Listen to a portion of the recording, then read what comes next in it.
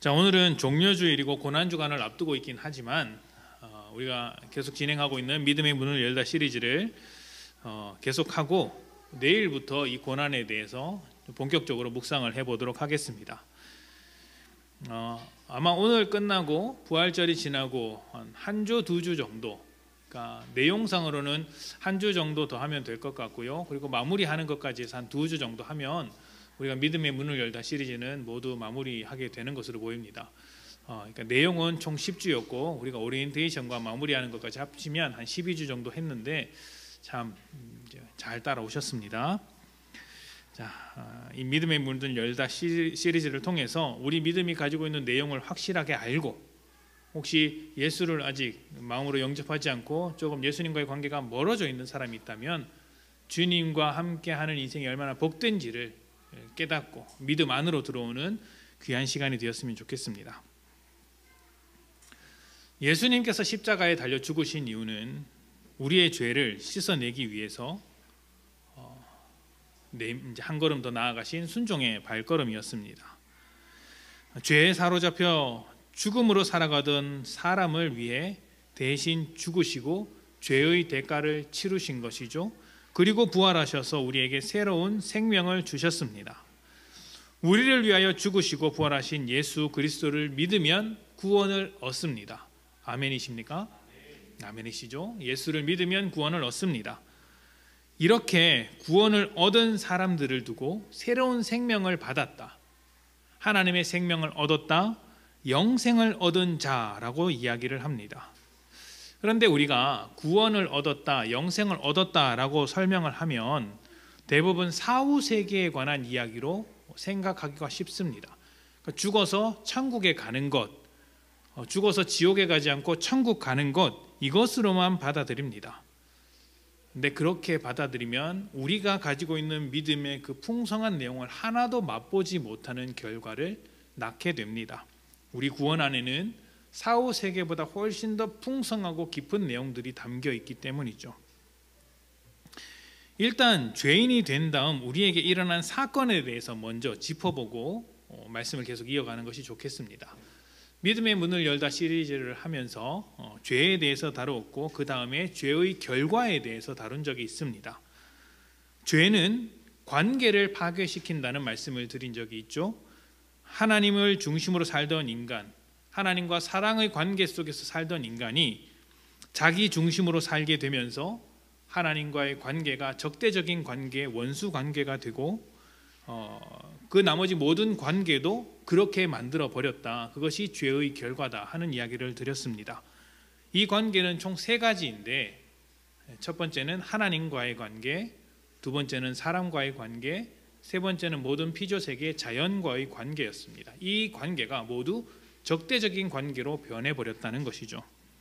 하나님의 자리를 빼앗기 위해서 하나님과의 관계를 파괴시킨 사람은 더 이상 하나님과 함께 할 수 없는 입장이 되었습니다.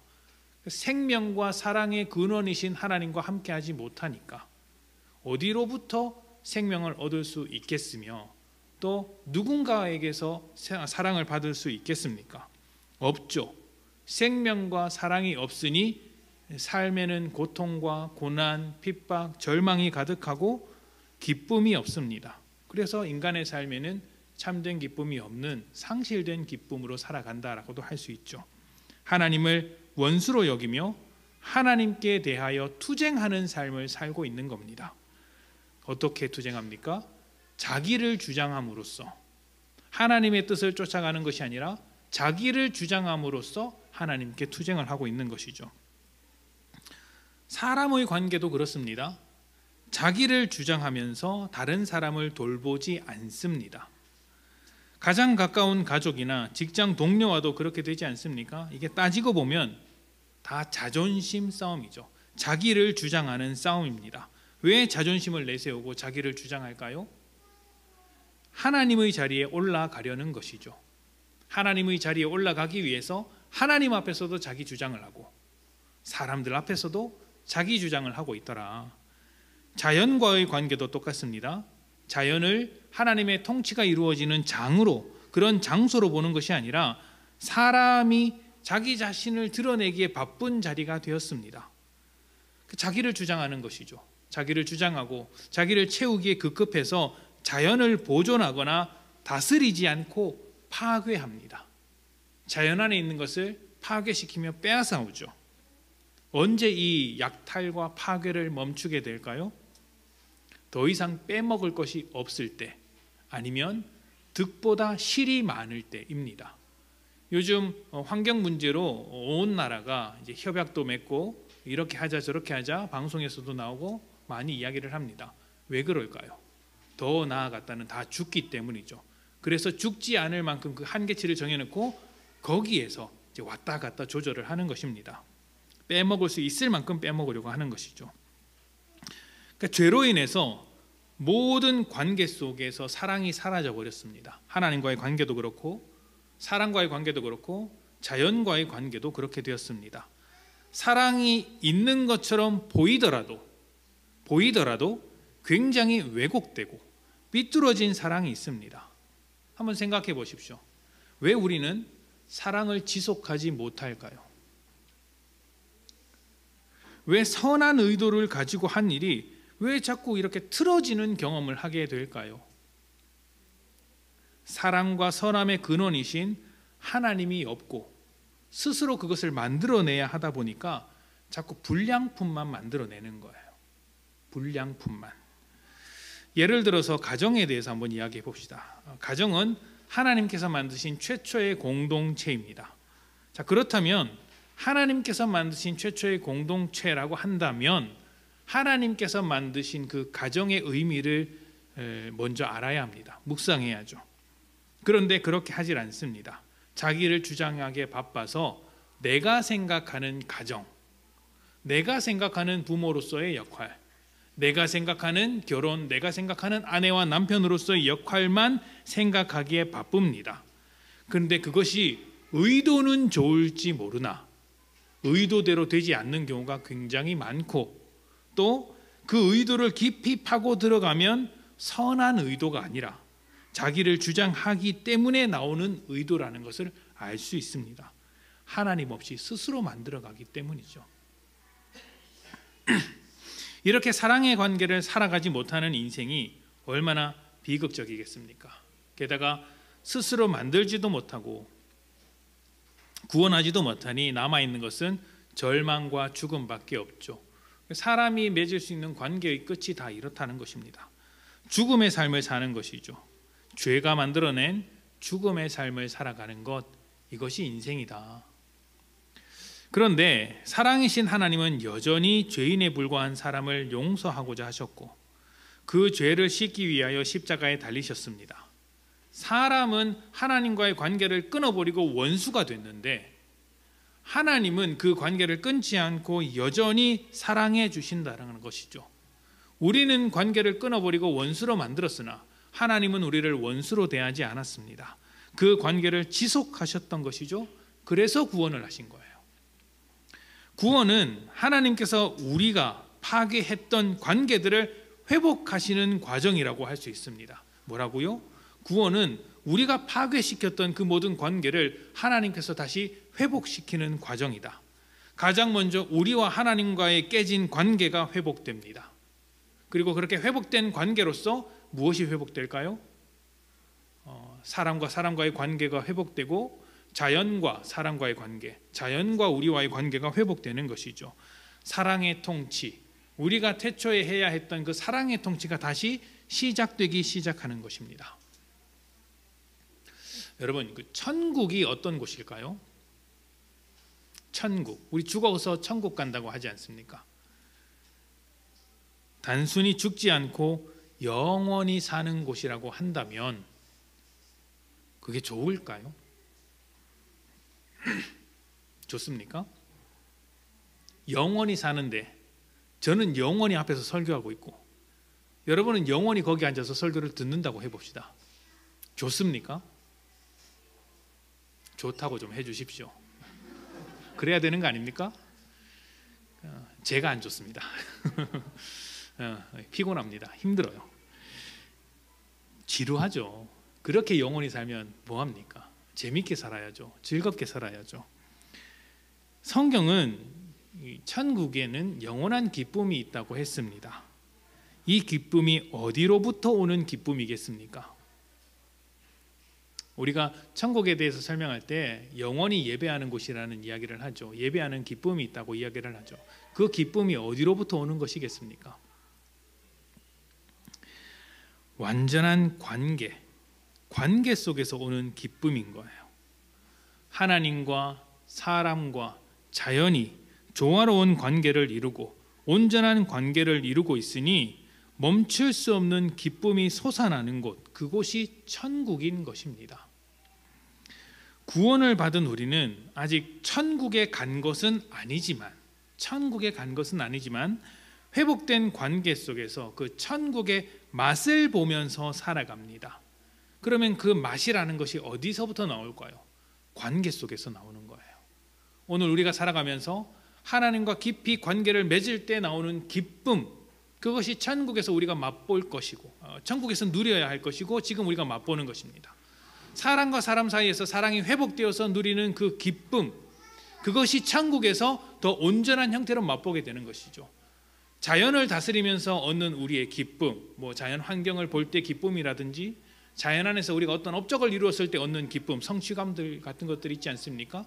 그런 것들이 더 온전한 형태로 천국에서 우리에게 다가온다는 것이죠. 그리고 우리가 사는 현실은 그 기쁨을 맛보면서 사는 것이죠. 천국에서는 그 기쁨이 완벽해지고 온전해지는 것이고 우리의 현실은 그 천국에 가는 과정이기 때문에 아직은 모자라고 부족하다는 것이죠. 하지만 부족하더라도 그 맛을 보면서 사는 것이 훨씬 좋지 않습니까? 배부르고 배 터질 만큼 넉넉하게 풍족하게 음식을 먹지는 못해도 배고프지 않을 만큼 굶어 죽지 않을 만큼 음식은 먹어야죠. 그런 것처럼 천국의 기쁨을 오늘 그렇게 너무 갈급하지 않을 정도로 누릴 수 있도록 하나님께서 이 땅 가운데 천국의 맛을 보도록 해주셨다라는 거예요. 자, 이렇게 하나님과의 관계가 회복된 것이 구원입니다. 그래서 구원은 단순히 영생을 얻었다, 천국에 갔다라는 말로 설명하는 것도 좋지만 관계적인 면에서 훨씬 더 잘 어울리는 말이 있어요. 관계적인 측면에서 무엇이냐면 하나님의 자녀가 되었다라는 거예요. 하나님의 자녀가 되었다. 구원받은 자는 하나님의 자녀가 되었습니다. 그리고 이렇게 하나님의 자녀들이 모인 이 모임을 두고 교회라고 이야기를 합니다. 자, 믿지 않는 사람들 중에는 교회를 어떤 건물이나 장소 아니면 어떤 제도나 기관으로 생각하는 사람들이 있습니다. 그래서 교회에 간다, 너 오늘 교회 갔다 왔니? 이런 이야기를 하지 않습니까? 절에 간다, 성당에 간다고 이야기하는 것처럼 교회에 간다라고 이야기를 하죠.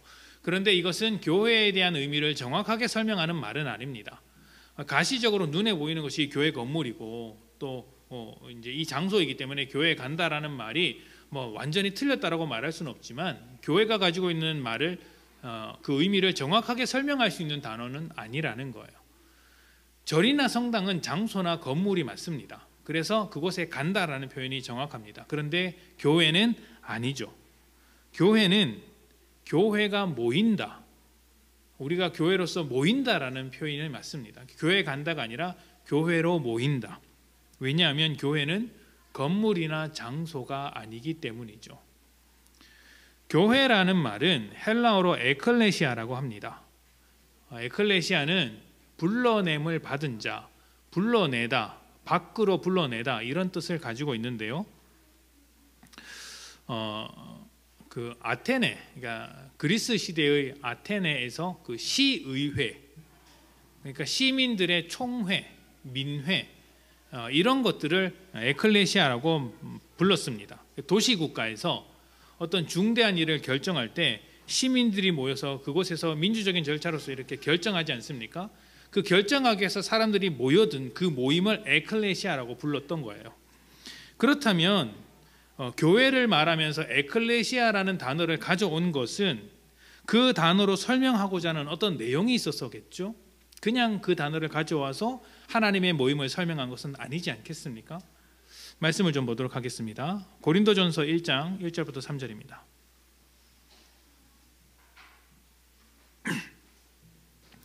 고린도전서 1장 1절부터 3절.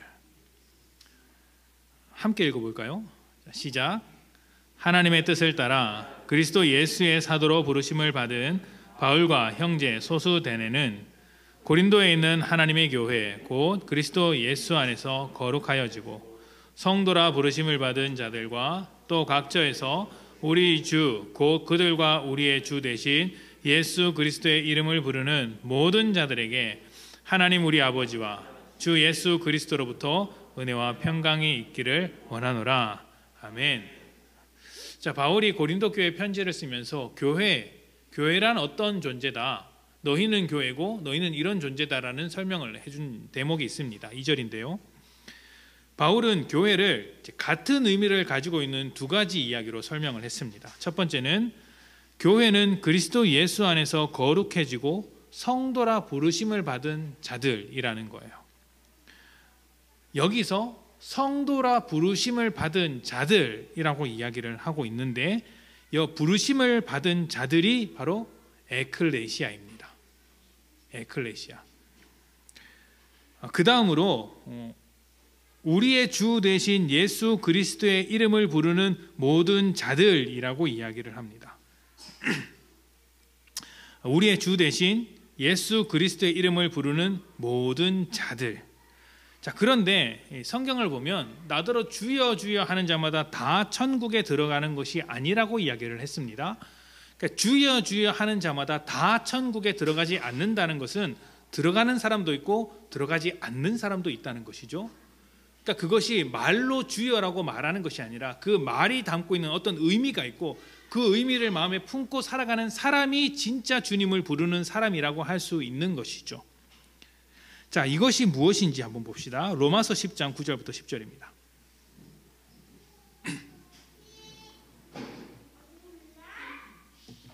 이 말씀도 다 같이 읽어보겠습니다. 시작. 내 입으로 예수를 주로 시인하며 또 하나님께서 그를 죽은 자 가운데서 살리신 것을 내 마음에 믿으면 구원을 받으리라. 사람이 마음으로 믿어 의에 이르고 입으로 시인하여 구원에 이르느니라. 아멘. 자, 예수를 주로 시인하여, 여긴 또 주님으로 시인하여라고 이야기를 하죠. 주로 시인하여 마음에 믿으면 구원을 받을 것이다. 그리고 사람이 마음으로 믿어 입으로 시인하여 구원에 이른다라고 표현을 했습니다. 로마가 다스리는 당시에는 주님이라는 이 표현을, 퀴리오스라는 이 표현을 황제에게만 사용을 했습니다. 황제를 주인으로 모시는 황제의 백성이다라는 정체성, 로마 시민으로서의 정체성을 나타내기 위해서 황제만이 나의 퀴리오스다, 주인이다 라고 이야기를 했죠. 그런데 그리스도인들은 아니다, 황제가 나의 주인이 아니라 예수가 나의 주인이다, 이렇게 말을 하는 것입니다. 오직 예수님만이 나의 퀴리오스다라는 것이죠. 그러면 이제 로마의 입장에서 보자면 그리스도인들은 어떤 사람들입니까? 반역자들입니다.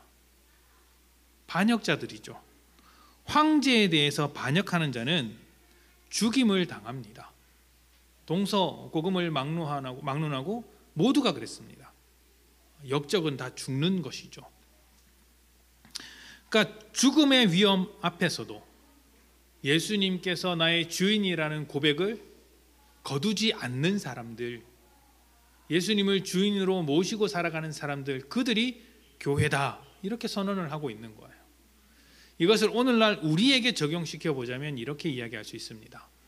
예수를 믿는 것이 삶에서 손해가 일어나고 불편하고 좋은 것이 하나도 없고 고민해야 될 것들만 점점 많아지게 되는데, 그럼에도 예수를 포기하지 않는 사람들, 그럼에도 그렇게 척박한 환경, 광야와 같은 삶을 살고 있음에도 예수의 뜻을 쫓아 살기로 그렇게 작정하며 살아가는 사람들, 이들이 교회다 이렇게 이야기를 하는 것이죠. 또 하나 볼까요? 마태복음 16장 16절부터 18절입니다. 마태복음 16장 16절부터 18절, 이 말씀도 다 같이 읽어봅시다. 자, 시작. 시몬 베드로가 대답하여 이르되 주는 아들이시니이다. 예수께서 대답하여 이르시되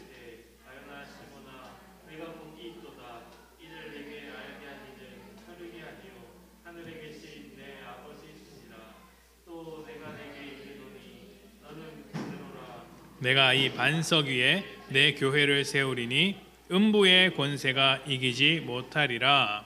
아멘. 자, 예수님께서 베드로 반석이라고 불리우는 이 베드로의 고백을 바탕으로 이제 교회를 세우겠다고 말씀을 하셨죠. 교회의 바탕이 되는 말씀입니다. 베드로가 어떤 고백을 했죠? 주는 그리스도시요 살아계신 하나님의 아들이시다.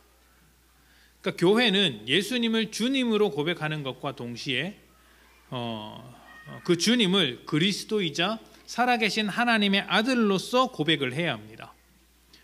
유대 사회에서 그리스도라는 말은 메시아입니다. 메시아로서 새로운 나라, 하나님의 나라를 이끌고 오는 구원자로 받아들여졌습니다. 죄로 가득한 이 세상의 유일한 구원자로서 그리스도가 오신다라는 것이죠. 나라를 끌고 오는 자가 누구입니까? 새로운 나라를 세우는 사람이 누구입니까? 왕이잖아요. 왕이잖아요. 새로운 나라를 세우면 우리는 그 새로운 나라를 세운 사람을 왕으로 여기지 않습니까? 그래서 주를 그리스도라고 고백하는 것, 살아계신 하나님의 아들이라고 고백하는 것은 주님께서 나의 왕이며 주님께서 세우신 나라의 백성입니다 라고 자기 정체성을 고백하는 거예요. 그렇기 때문에 예수님의 이름을 부른다라는 것, 예수님을 고백한다라는 것은, 또 예수님을 주님으로 말한다라는 것은, 그리스도시요 살아계신 하나님의 아들이라고 고백하는 것은 모두 전부 다 단 한 가지를 이야기하고 있는데, 주님께서 나의 주인이자 왕이시다, 나는 주님의 백성이다라는 고백인 거예요. 어떤 고백이죠? 어떤 힘든 삶, 고난과 역경 속에서도 이 고백을 포기하지 않는 단단한 고백이죠. 그렇기 때문에 교회라는 것은 예수를 인생의 주인으로 인정하고 우리를 하나님의 나라로 인도할 구원자이자 하나님의 아들로서 예수를 고백하는 사람이라고 할 수 있습니다. 예수님이 나의 인생의 주인이다, 나의 인생의 왕이다, 나는 그분의 백성이다, 이것을 고백하는 사람들을 교회라고 할 수 있죠. 여러분도 그런 고백을 똑같이 하고 계십니까? 아멘이시죠? 아멘이셔야 합니다. 교회가 이 고백 위에 있다는 것을 기억하시고 날마다 이 고백대로 살기를 열심히 하셔야 합니다. 자, 이렇게 고백할 수 있게 되었다면 이제 교회로서 모든 관계가 회복되고 있다라고 보셔도 됩니다. 주님께서 나에게 다가오셔서 이 관계를 회복해 주셨고, 이제 그 사랑으로 말미암아 나도 이 관계의 회복을 시작하게 되었다. 하나님과의 관계, 자연과의 관계, 사람과의 관계가 회복될 수 있는 것이죠. 자기 중심의 적대적인 관계를 벗어버리고 왕으로서 하나님 중심의 관계가 된 것입니다. 자, 그렇다면 이렇게 관계가 회복된 것이 우리 삶에 어떻게 표현되고 어떻게 나타나게 될까요? 이 세 가지 관계를 교회를 중심으로 다시 한번 살펴보고자 합니다. 자, 성경은 교회와 하나님의 관계, 이 관계를 매우 특별한 관계로 이야기합니다. 가장 먼저 하나님과의 관계를 찾아봅시다. 에베소서 2장 18절부터 19절입니다. 18절입니다. 이는 그로 말미암아 우리들이 한 성령 안에서 아버지께 나아감을 얻게 하려 하심이라. 그러므로 이제부터 너희는 외인도 아니요 나그네도 아니요 오직 성도들과 동일한 시민이요 하나님의 권속이라. 아멘. 자, 우리가 한 성령 안에서 아버지께 나아감을 얻었죠. 하나님을 아버지로 부르는 관계가 되었습니다. 그리고 19절 마지막에 보면 하나님의 권속이다라는 말이 있어요. 하나님의 권속이다.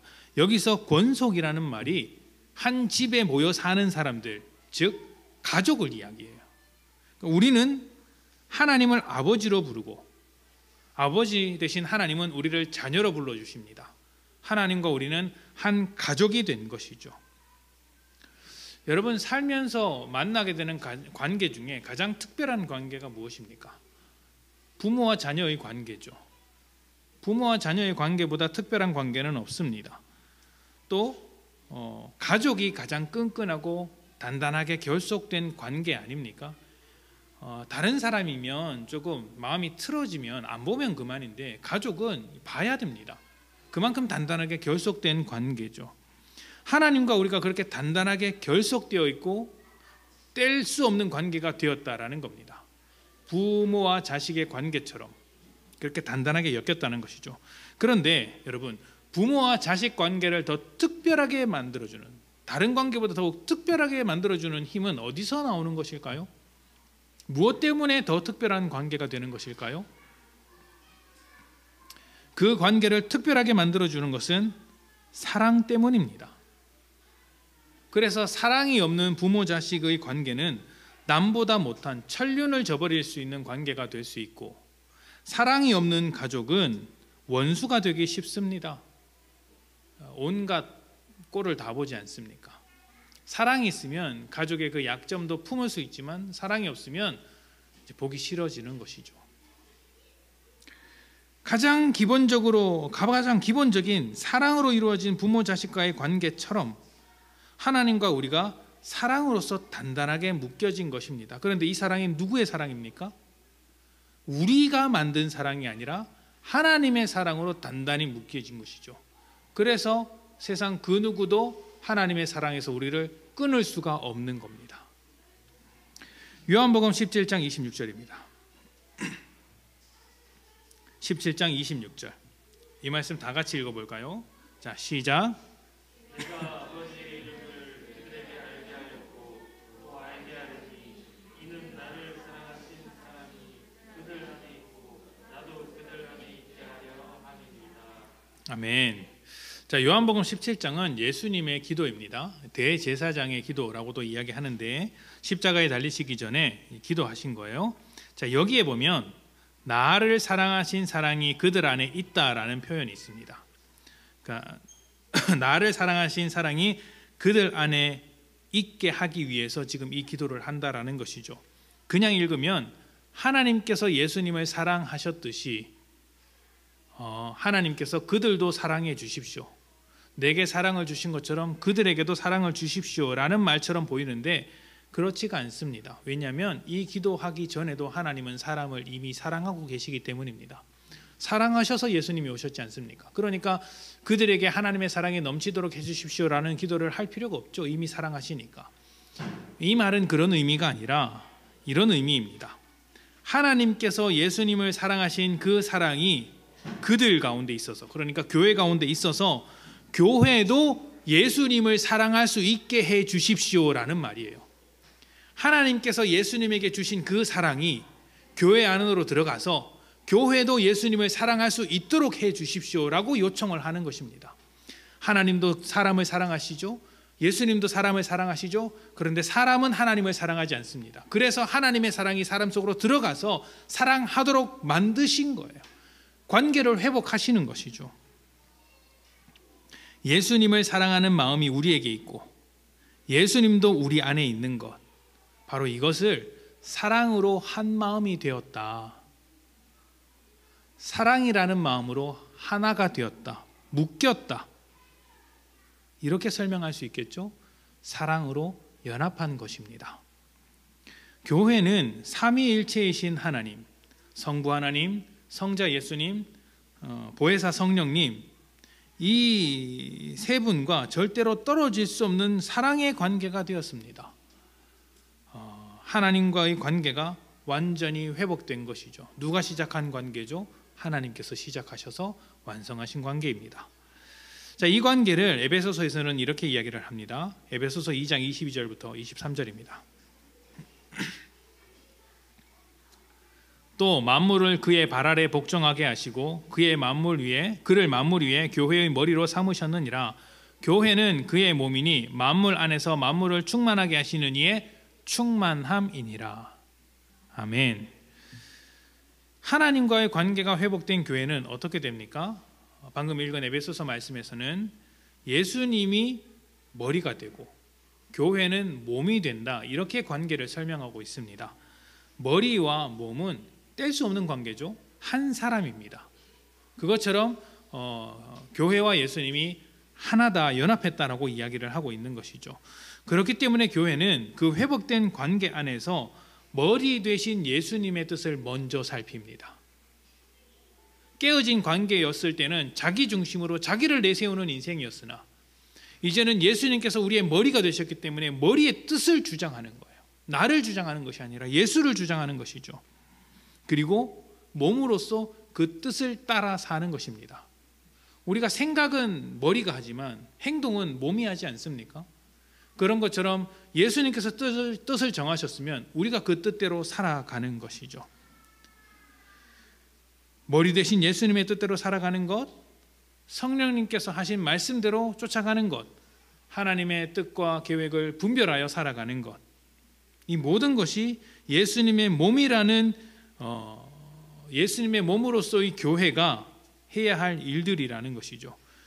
관계가 회복되었으니 하나님 중심으로 하나님의 뜻을 쫓아 살아가는 것입니다. 이렇게 살아갈 때 하나님께서 그 삶을 무엇으로 받으시죠? 예배로 받으신다라는 거예요. 로마서 12장 1절부터 2절입니다.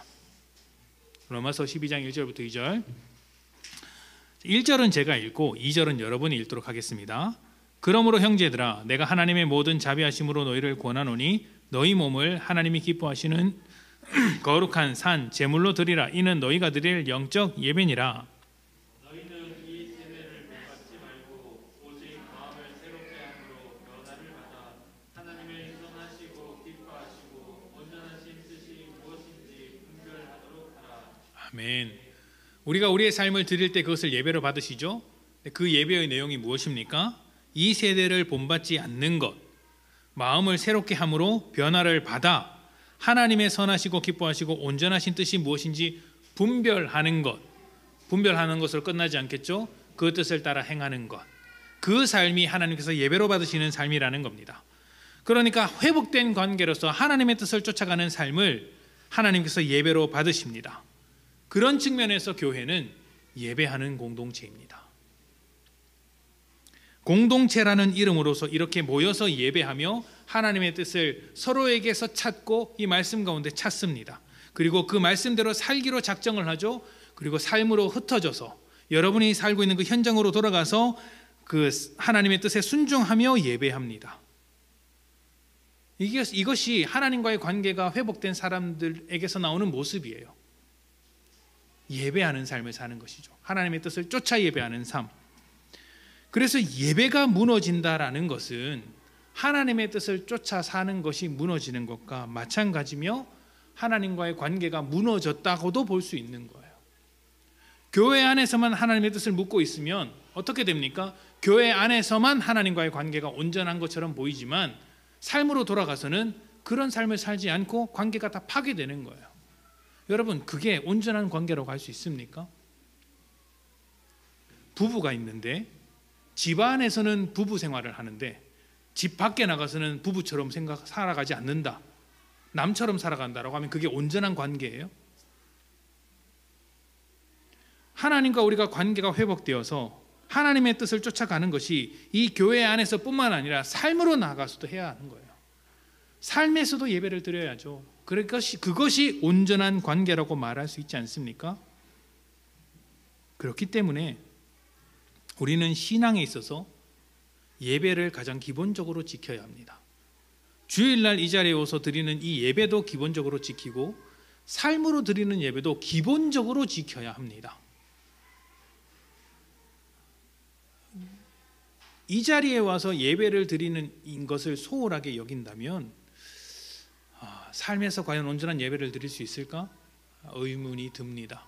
아까 천국에 대한 이야기를 드렸는데요. 여러분, 예배를 기뻐하지 않고 예배를 이렇게 소홀하게 여긴다면, 어떤 목사님의 말을 빌려서 설명을 드리자면 그분은 굳이 천국 갈 필요가 없습니다. 천국에서 뭘 하겠어요? 하나님과 온전한 관계 속에서 예배하겠죠?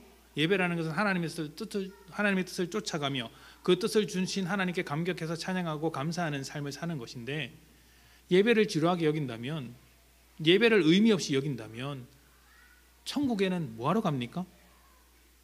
천국에는 그거 하러 가는 곳인데요. 그렇지 않습니까? 예배를 소중하게 여기셔야 합니다. 자, 그 다음으로 회복된 관계는 성도와 성도, 사람과 사람 사이에서 나타납니다. 교회 안에서 인간관계 속에서 드러날 수 있다는 거예요. 자, 하나님을 중심으로 사랑을 회복한 사람은 그때부터 곁에 있는 사람을 사랑으로 볼 수 있습니다. 태초에 아담이 범죄했을 때, 하와가 범죄했을 때 사랑의 대상으로 보던 관계가 이제 원망과 저주의 대상으로 바뀌는 것을 우리가 본 적이 있습니다. 그런데 이제 하나님의 사랑을 받아서 그 관계가 회복된 거예요. 그러면 적대적인 관계, 원수 관계가 회복되어서 사랑의 관계가 되는 것이죠. 하나님께로부터 받은 사랑으로 하나님을 사랑할 뿐만 아니라 같은 마음, 같은 믿음을 가진 성도도 사랑하는 것입니다.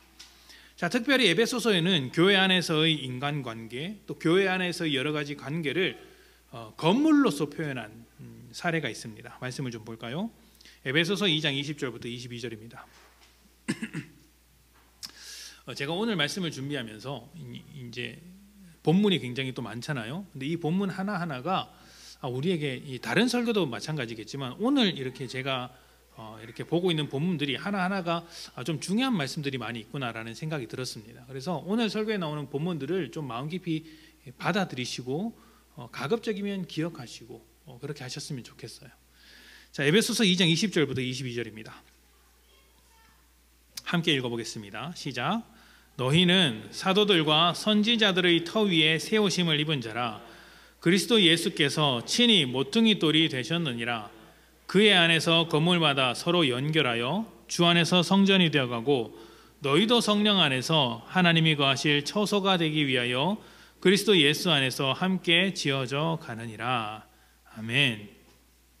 자, 우리는 주님 안에서 성전이 되어가는 존재입니다. 앞서 예수님 안에 있다는 것이 사랑으로 묶여 있는 것, 사랑으로 한 마음이 된 것이라는 말씀을 드렸는데요.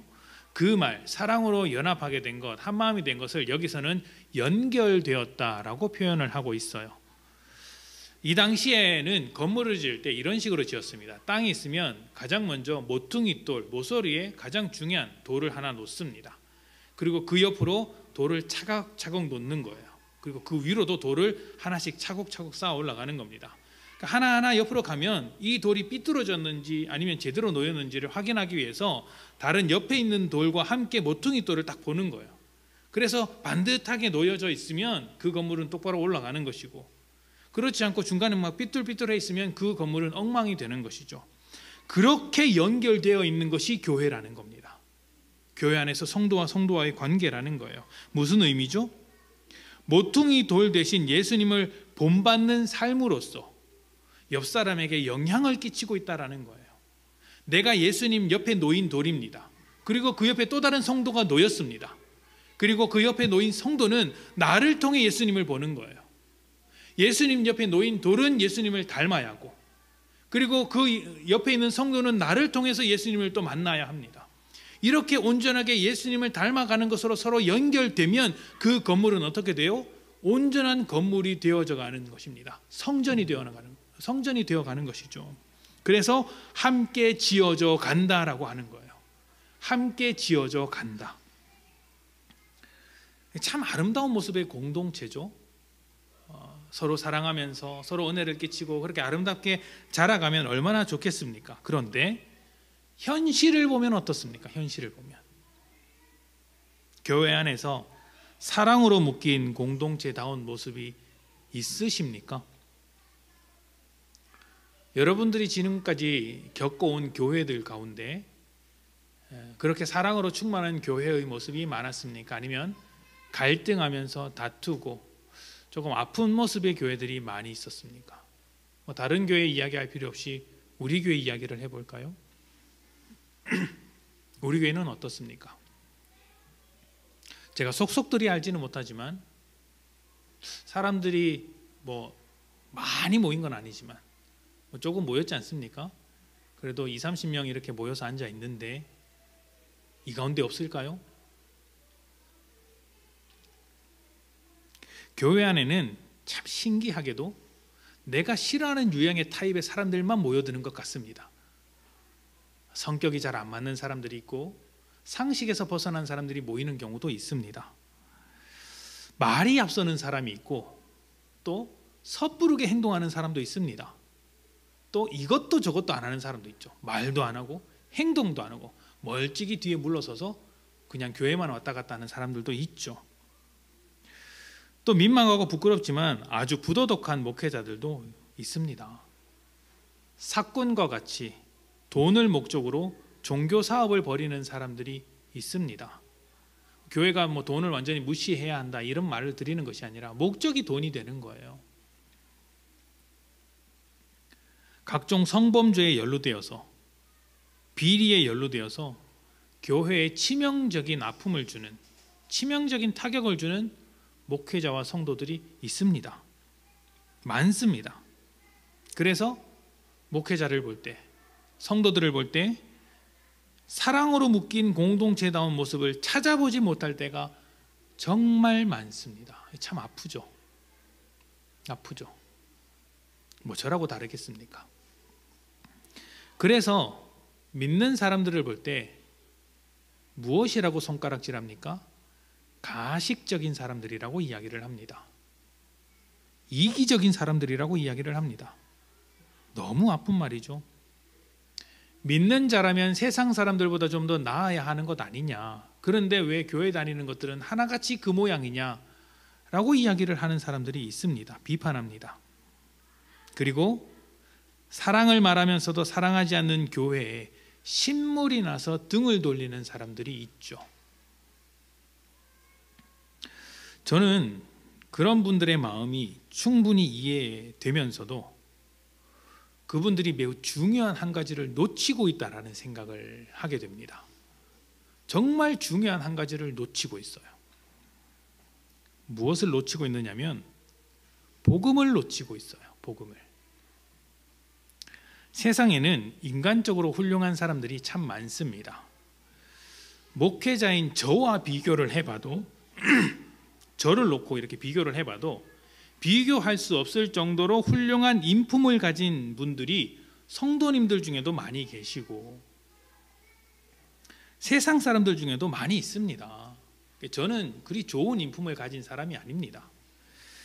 그렇지 않습니까? 네.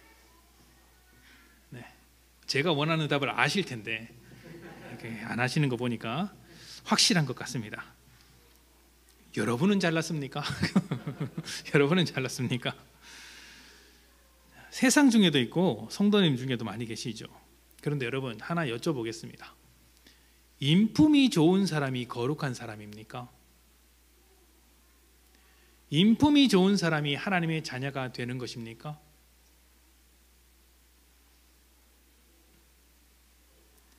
인품이 좋으면 인품이 좋은 죄인에 불과합니다. 성격이 좋으면 성격이 좋은 죄인인 거예요. 착한 일을 하면 착한 일을 하는 죄인인 겁니다. 왜요? 자기 중심으로 살기 때문이죠. 교회를 왜 가식적이라고 말을 하냐면 거룩하다고 하면서도 거룩한 모습이 안 보이고 사랑을 입에 담으면서도 사랑하는 모습이 안 보이기 때문이죠. 그래서 차라리 그런 말을 하지 말라고 하는 것입니다. 그런데 교회를 거룩한 백성이라고 하는 이유는 교회가 훌륭해서가 아닙니다. 복음은 그것을 이야기하고 있는 것이에요.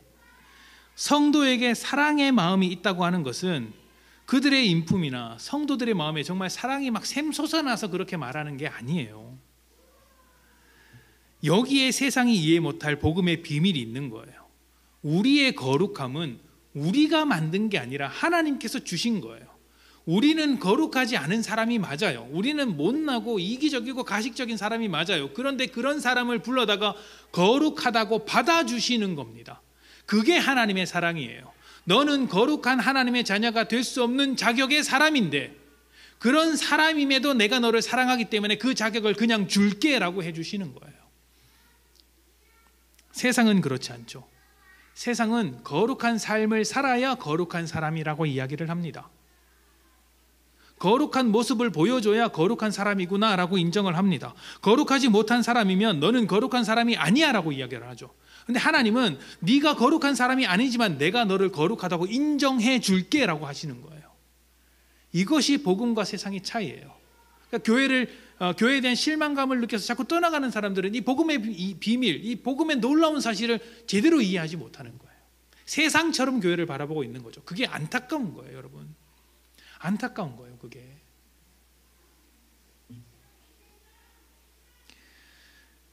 우리의 행동과 상관없이 하나님께서 거룩하다고 인정해 주시기 때문에 거룩한 것입니다. 우리는 죄인이지만 거룩한 사람으로 인정을 받으며 출발을 했습니다. 그래서 우리의 삶은 거룩한 사람으로서, 거룩한 신분을 가진 자로서 그 모습을 조금씩 갖춰가는 과정을 밟는 거예요. 나는 여전히 죄인인데 거룩한 신분을 받았으니 이 죄인의 모습을 거룩한 신분에 어울리도록 바꿔가보자. 하나님께서 그렇게 인도해 주시니 그렇게 한번 살아보자. 살아가는 것이죠. 거룩하지 않은 자가 거룩한 신분을 얻어서 삶을 거룩하게 바꿔가는 것입니다. 복음의 이 내용을 깊이 묵상하셔야 합니다. 깊이 묵상하셔야 합니다. 이게 얼마나 놀라운 이야기인지 모릅니다.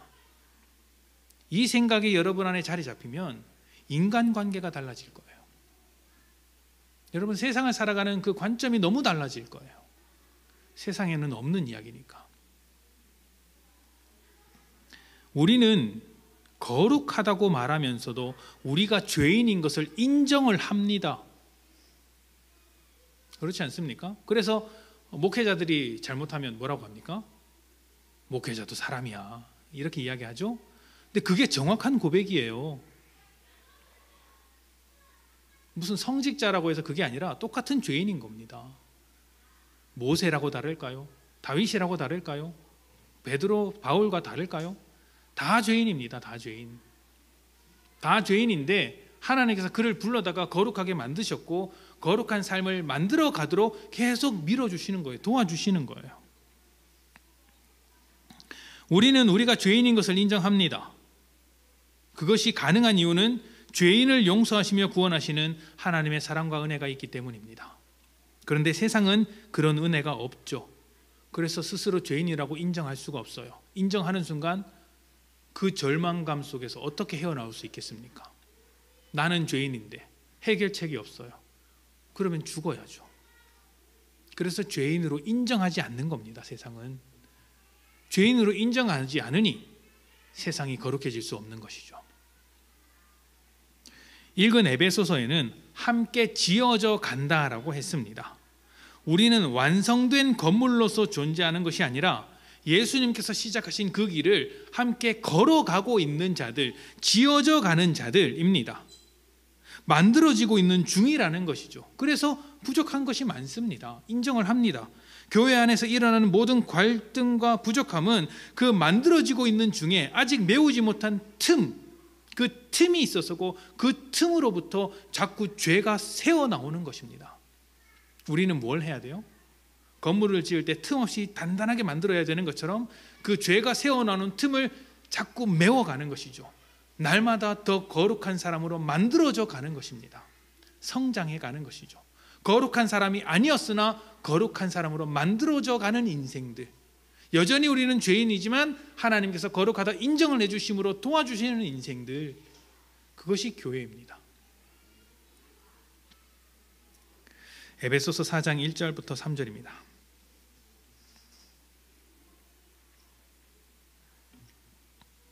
같이 읽겠습니다. 시작. 그러므로 주 안에서 갇힌 내가 너희를 권하니 너희가 부르심을 받은 일에 합당하게 행하여 모든 겸손과 온유로 하고 오래 참음으로 사랑 가운데서 서로 용납하고 평안에 매이던 줄로 성령이 하나 되게 하신 것을 힘써 지키라. 아멘. 우리가 그 틈을 메워가는 과정을 어떻게 밟아 나가느냐, 바로 이 말씀이에요. 교회 안에서 갈등이 있지만 하나님께서 우리를 묶으셨으니 그 갈등이 심각해지지 않도록, 그 갈등을 봉합할 수 있도록 어떻게 하라고요?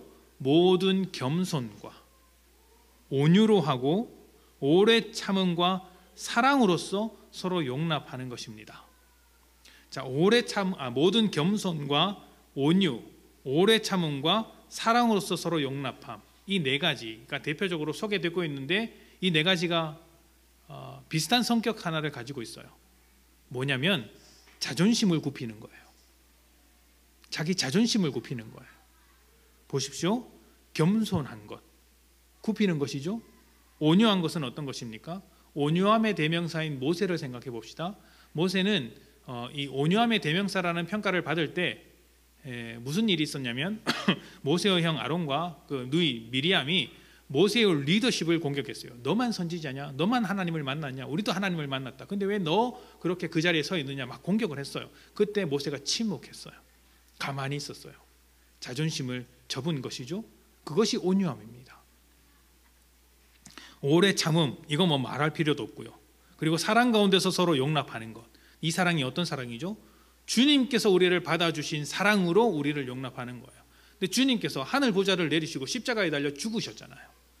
그런 것과 같이 우리의 자존심을 십자가에 못 박고 상대방을 용납해 주는 것, 이런 것들이 있을 때 어떻게 된다고요? 성령께서 하나님께 하신 것을 힘써 지킬 수 있는 것입니다.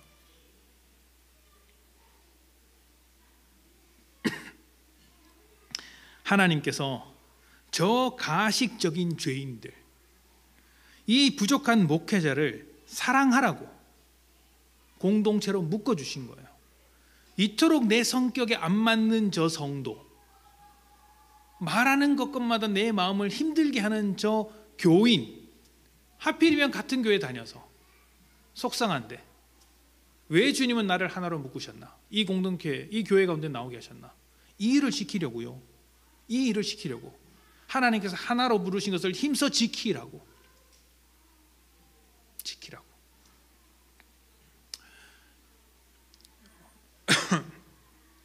자격이 있어서가 아닙니다.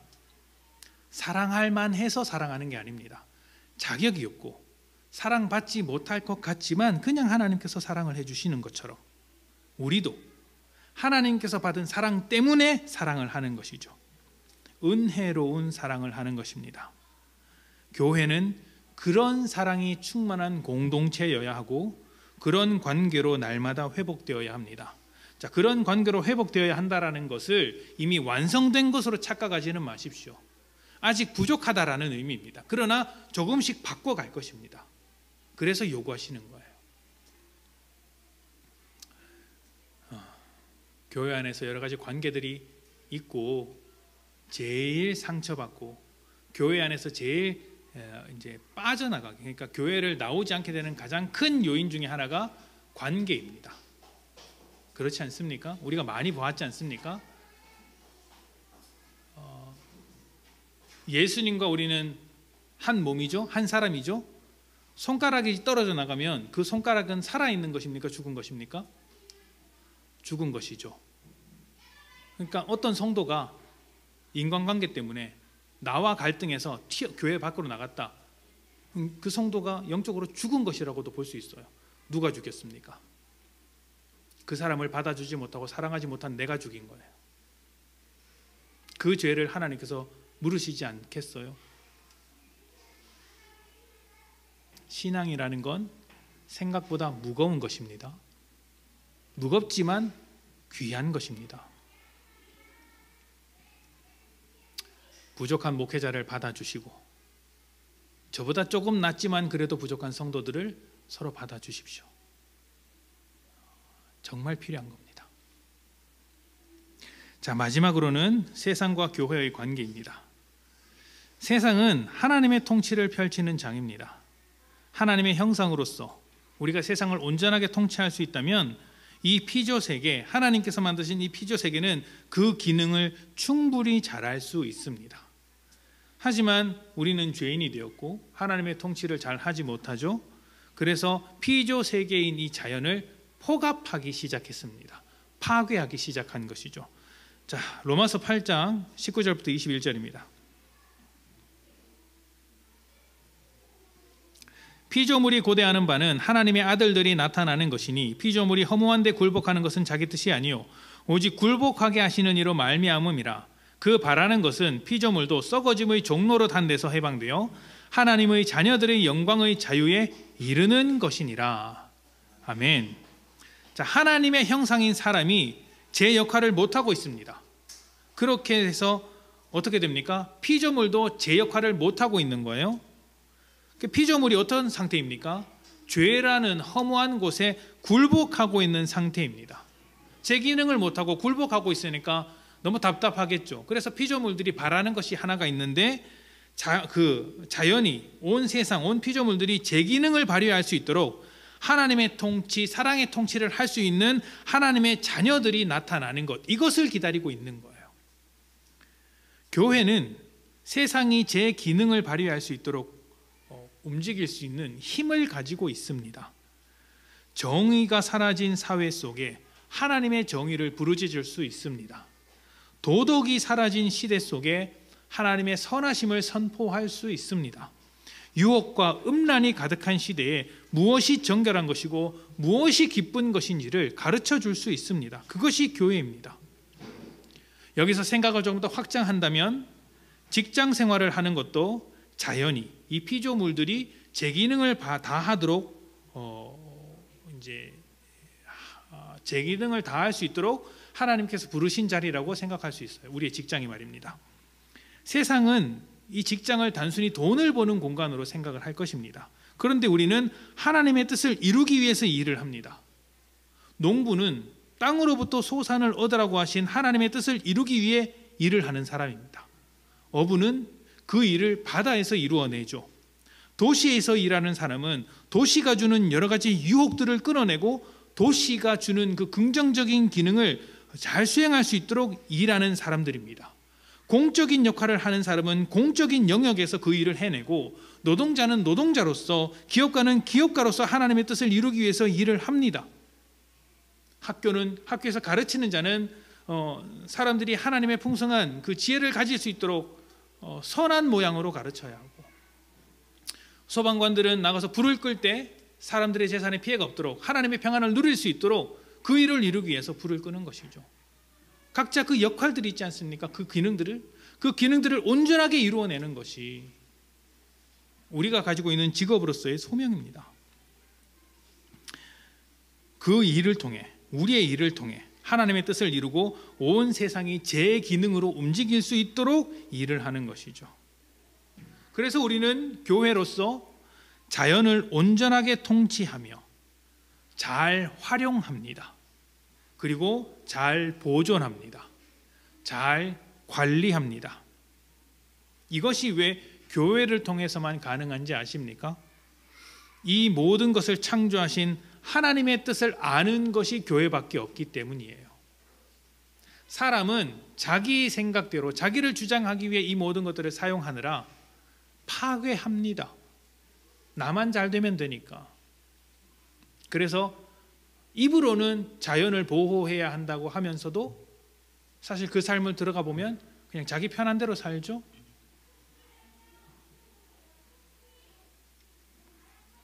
하나님의 것임을 알고 하나님의 뜻을 아는 교회만이 이것을 이룰 수 있는 것입니다. 이렇게 교회에게는 하나님께서 시작하신 관계의 회복으로 인해서 모든 관계를 회복하는 힘이 있습니다. 하나님께서 부르신 이 관계의 회복으로 하나님께서 부르신 공동체라는 것이죠. 우리 안에서 이런 관계의 회복들이 계속해서 일어나야겠죠. 세상의 모든 관계를 회복시켜 가는 것, 하나님께서 부르셔서 회복된 관계를 바탕으로 또 다른 관계들을 회복시켜 나가는 것, 이것이 오늘 우리가 마지막으로 살펴볼 교회의 목적이자 교회가 지향해야 할 바라고 할 수 있겠습니다. 교회의 목적은 단순합니다. 한 가지입니다. 아주 쉬운 거예요. 예수 그리스도의 증인으로 살아가는 것입니다. 그런데 예수 그리스도의 증인으로 살아갈 때 무엇에 대한 증인입니까? 예수님께서 전한 그 복음의 메시지에 대한 증인이죠. 또 예수님의 몸으로서 머리 대신 예수님의 뜻을 따르는 것이 교회입니다. 예수님의 뜻을 따름으로 예수님의 증인된 삶을 살아가죠. 이것을 이미 관계의 회복이라는 말로 말씀을 드렸는데 조금만 더 분명히 보도록 하겠습니다. 마태복음 4장 17절입니다.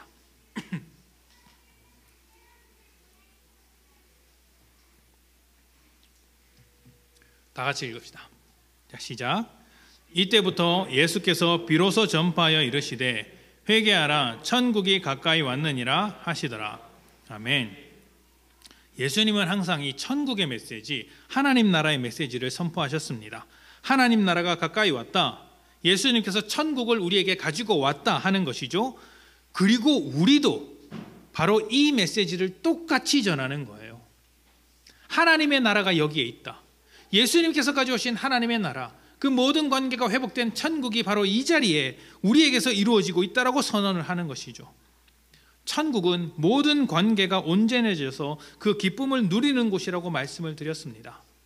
그 나라가 우리 곁에 있다는 것을 모르는 세상 사람들에게 그 나라의 복된 소식, 복음을 전하는 것이 교회의 지향점입니다. 예수님을 증언하는 것이고 복음을 전하는 것이죠. 우리의 죄를 위하여 죽으신 예수님을 전함으로써 사람들이 회개하고 돌아올 수 있도록 해주는 것입니다. 믿음이 약한 자들을 위하여 예수님의 사랑으로 돌보며 섬김으로써 그들이 섬김받는 자에서 섬기는 자가 될 수 있도록 도와주는 것이죠. 또 허무한 데 굴복하는 세상을 위하여 하나님 뜻대로 일하면서 세상이 제 기능을 발휘할 수 있도록 하는 것입니다. 이것이 복음을 전하는 것입니다. 이런 일들이 세상에 가득하다면 우리가 그토록 꿈꾸는 천국의 기쁨을 우리의 현실 속에서 맛보며 살아갈 수 있지 않겠습니까? 마태복음 28장 18절부터 20절입니다. 다 같이 봉독할까요? 시작. 예수께서 나와 말씀하여 이르시되 하늘과 땅의 모든 권세를 내게 주셨으니 그러므로 너희는 가서 모든 민족을 제자로 삼아 아버지와 아들과 성령의 이름으로 침례를 베풀고 내가 너희에게 분부한 모든 것을 가르쳐 지키게 하라. 볼지어다 너희와 항상 함께 있으리라 하시니라. 아멘. 모든 민족에게 가서 제자로 삼고 침례를 주고 주님께서 가르치신 것을 지키게 하는 것, 회복된 관계로 살아가게 만드는 것, 날마다 거룩해지며 날마다 천국의 기쁨을 맛보게 하는 것, 이 모든 것이 교회가 가지고 있는 사명이자 교회의 목적입니다. 우리는 하나님께서 부르신 거룩한 교회입니다.